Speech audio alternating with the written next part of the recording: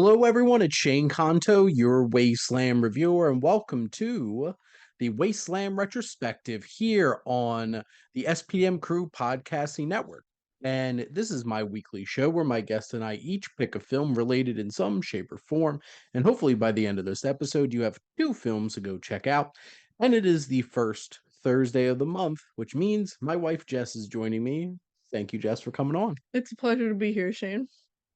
And it is a pleasure to talk to you about a couple of 80s fantasy animated films, two of which one is very much a cult classic, and one is kind of the ugly stepchild of Disney animation. And we're going to start off with 1985's The Black Cauldron. And this film is directed by Ted Berman and Richard Rich. Oh, there were two directors. Wow. A lot of animated films have multiple directors. It's not. But here, a young boy and a group of misfit friends embark on a quest to find a dark magic item, an ultimate power before a diabolical tyrant can. I heard this dark, powerful item is called MacGuffinite. Um, which I'm stealing that from the bad guys too, because that was indeed a joke in that film. But we're not here to talk about that film. It's pretty highbrow for a kids' movie. But Jess, what are your general thoughts on the Black Cauldron? It's one of the Disney movies of all time, Shane. It's fine. I didn't regret watching it, but I don't know that it would be, top of my list. It's a challenging film because so this is based off of the series of books, the Chronicles of Prydain, and this film is 80 minutes, but definitely feels longer than 80 Yeah, minutes. it kind of drags some There's, parts. I guess, just to, kind of start positively here. I think there are different elements of this film that really work, especially when it gets very dark. This is a lot darker than most Disney animated films, and I think a lot of that has to do with the Horn King, with voiced by John Hurt, He's scary. who is scary, intimidating, and just the whole entire vibe around him, like the green aura of his evil undead Mm. minions, and just all of those kinds of things that whenever he's on screen, John Hurt gives such a fantastic voice performance, and it's just very creepy. I also give the film a lot of credit for playing around with a lot of different types of fantasy elements. You have this undead sorcerer type villain, you have fairies, other types of creatures, Magic. plenty of magic for sure, including this Black Cauldron, and even just a little furnish, like having John Huston coming in and doing the narration around the film as well. But honestly, there's some fun little characters. Like, was it Bergie, who's definitely not Gollum? Boogie, yeah. He's Who's definitely definitely very, not yeah. Gollum. He definitely doesn't pop up and do a little my precious thing. But I guess, Jess, what were some of the things that stood out to you that you really liked about the film? Um, I do like that 2D animation. You can tell the places that they supplement it with a little bit of CGI. I feel like they were dipping their toes in. And by I feel like, I mean I read that on Wikipedia, There you go. but I did like the Horn King. I thought he was a good villain. I thought maybe he could have been used. I He's not on in screen a whole something lot. better, I guess. Yeah. Well, He's giving Chernabog. I feel like the worst part of this movie is that the protagonist is nothing but extremely annoying. He's insufferable. Insufferable for sure. Like, sure, he could be a little bit whiny, but you could have moments of where you step up. I just could not stand He this just kind character of complained the whole time. complain the whole entire time. It starts off with him complaining, Yeah, actually. very, very much from the beginning. The female protagonist is very, very, very, very one-dimensional. Oh, Um, Alonwe, just like there's Princess nothing, Alonwe. nothing much to her. I feel like this film has some pretty bad tonal issues because It goes from really silly to really dark. you have this whole entire section where it's all these henchmen and they're getting very sexual with these dancers and Oh stuff like that. I'm oh, like, yeah, I forgot about the big boob sex workers or whatever they were. and it's like, Barmaids, is quote this unquote. for children? Yeah. And that's very weird. Oh yeah, they do make jokes about like paying her. Yeah, And then there's a whole like the whole entire plot centered around one MacGuffin, the Black Cauldron, definitely not like Sauron. Stop it. and it's very much episodic and doesn't really come together in any kind of interesting way. Things just kind of happen.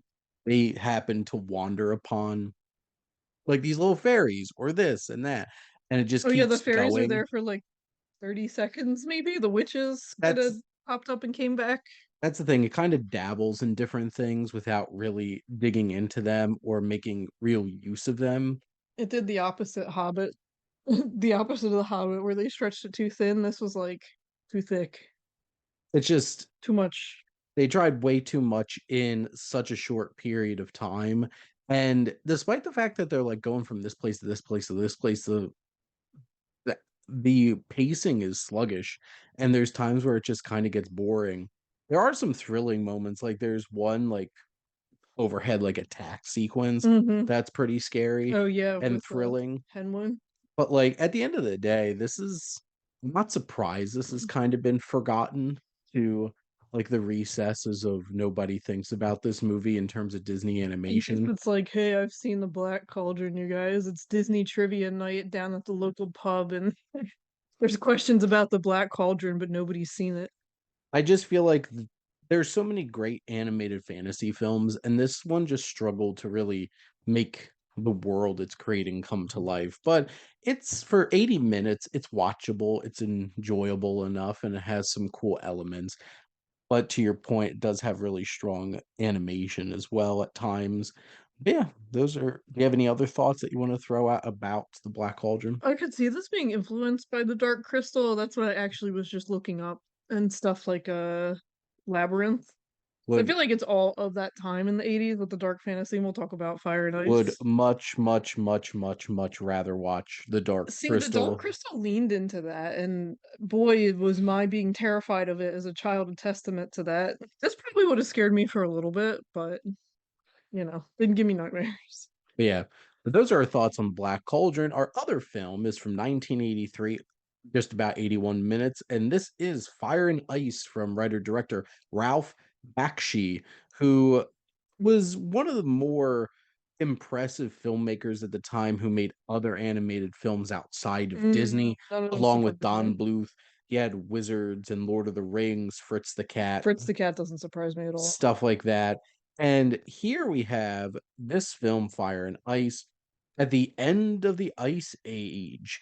An evil queen and her son are set on conquering the world using magic and warriors. The lone survivor of a crushed village fights back, as does the king of Fire Keep. This is so aggressively They're fantasy. really underselling the princess's role in this now, aren't they? Yeah, they kind of Wow, just the left her, king just sits in his castle and waits. Come on, guys. or the indigenous character Oh who's like yeah, actually the most interesting character in the movie. But we'll get to that. But Jess, what are your general thoughts on Fire and Ice? this is not a kids movie. Prime example of Yes, animation is not necessarily this always is for adult kids. animation for There's sure. so many butt, and there's like scooping of butts too. Like they're very touchy, and not in necessarily a sexual way. Some of the definitely is, but even when they're climbing a tree, like the subhumans are like just cupping his butt cheeks. Yep. I'm trying to think of more intelligent things to say, but the thing that comes first to my mind is I was like, wow, he's way up in there. So this film definitely is adult animation for a couple of reasons. It's certainly violent and Oh yeah. bloody and intense, but it's also really overly sexualized.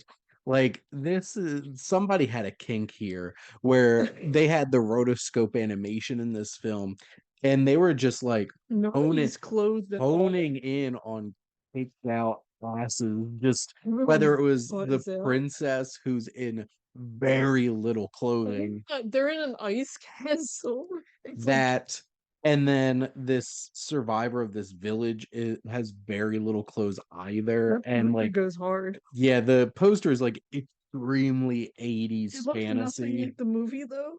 Yeah, But good for them. They put Hawk front and center right yep. there. And like Not Hawk, what was his name? the main protagonist is like Dark Wolf. also like extremely muscular, and they really Oh hone yeah, in Oliver. on all of like the curves of his like thighs and his legs It at was times. very since we watched Conan not too long after that, I was like, you know what, I could see that. I could This see that they is came from the same this is era. certainly Conan masculine fantasy coded. Everyone's And ridiculously ripped and shredded. yep, this film definitely has the male and female gaze going, where it's just like really focusing in on these characters, which is really weird for an animated movie.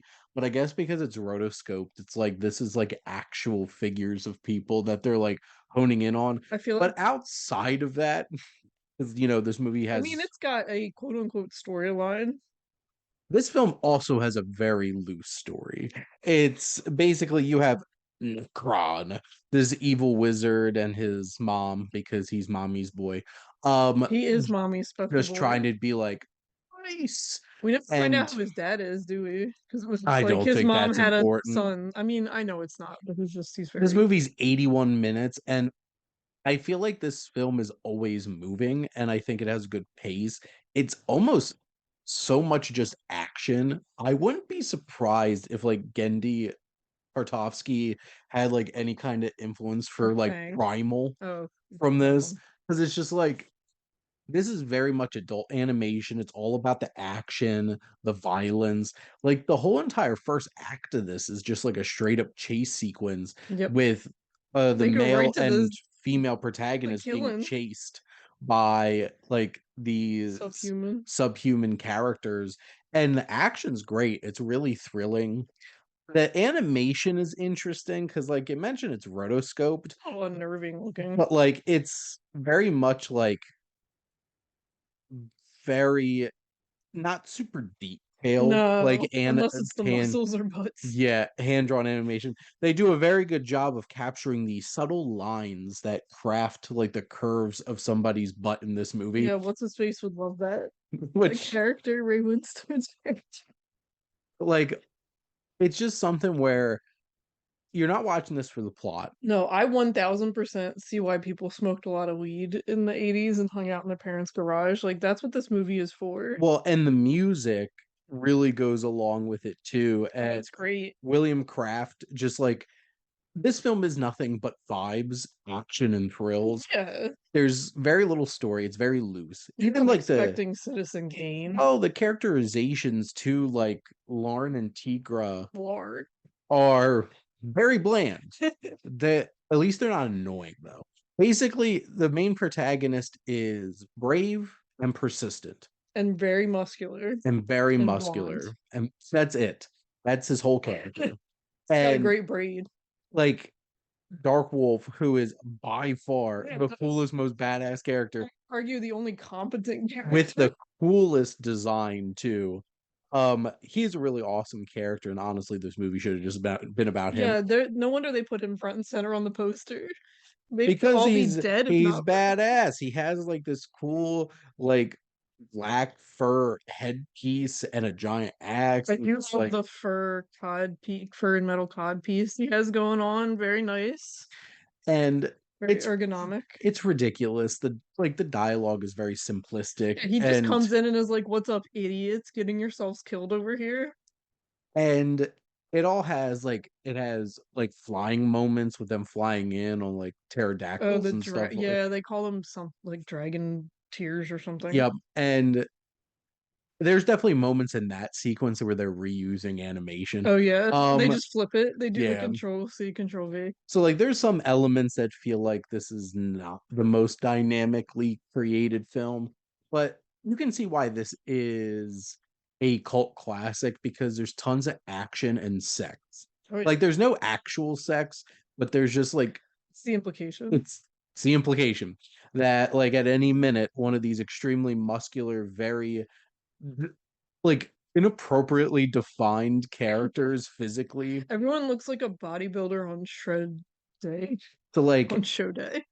it has the things that fill up 81 minutes and make it a thrilling, fun ride, but I don't think there's a whole lot of substance to this. No, This is very like paint by the numbers kind of Yeah, shut fantasy. up and watch your stupid sexy people. I'd still rather watch this than the Black Cauldron Yeah, because at least this is much more thrilling and exciting. this didn't expect me to pay attention to the million Welsh named people and characters. At one point, I looked at Shane with Black Cauldron. Was like, "Where's the pig? Wasn't the pig like a central character in this? They Yeah, just forgot about her for the last three of the the movie. poor Piggly just disappeared. Or Hen. That's she really. I was invested in that. But at the end of the day, this film and Black Cauldron are very middling kind of fantasy animated films. There's so many better ones, but like this just captures that 80s camp over the top ridiculousness. Like Necron's basically His name is a, Necron a too. hair metal band front man with his like puffy shirt Bleach blonde hair. and just white hair and stuff like that. He's very gay coded. This and heavy metal are very much like this era of super masculine 80s Aggressive. animation. But yeah, besides that, it's at least a fun time. Yeah, I enjoyed it. You have any other thoughts? About this. No.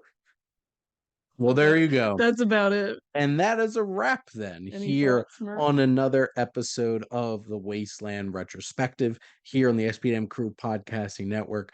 Now, Jess and I next month will be tackling Dark Man and Spider Man as we highlight some of the comic book works of Sam Raimi. But next week, in honor of the release of the new Naked Gun film, Mike and I will be talking about The Naked Gun from the Files, a Police Squad, and Top Secret, both with exclamation points, and both from Zucker, Abraham Zucker. But thank you for listening, and Jess, thank you for coming on and talking movies with me. You're welcome. Make sure to like, comment, share on this episode. What are some of your favorite 80s animated films or just favorite fantasy adventure kinds of animated films? Are you more into this like uber masculine cult classic action and violence kind of ones? Or, Yes. yes, there we go. Or, Disney. Or, others like Don Bluth and stuff like that. But also, make sure to follow or subscribe wherever you listen to your podcast. The SPDM Crew Podcasting Network is ever expanding. And there's so many great shows with all different types of interests. You'll certainly find something that you can latch on to. And if you're interested in joining the crew, make sure to reach out to us on our website and let us know if you want to be a guest on one of these shows or if you want to start your own podcast. Also, if you like our logo, check out HiFlyer Creative for all your digital marketing needs. But most importantly, thank you as always for tuning in and supporting the Wasteland Retrospective here on the SPDM Crew Podcasting Network.